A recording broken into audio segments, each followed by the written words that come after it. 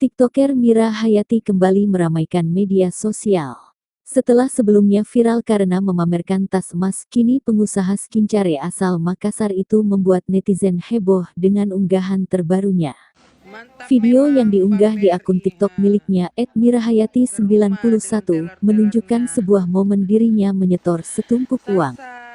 Namun, kegiatan tersebut tidak dia lakukan di bank, melainkan di rumahnya sendiri. Pasalnya, pengusaha skincare kaya raya itu mengundang staf bank ke rumahnya. Ini juga ada, belum dihitung semua guys. Masya Allah, semoga setorannya tambah banyak.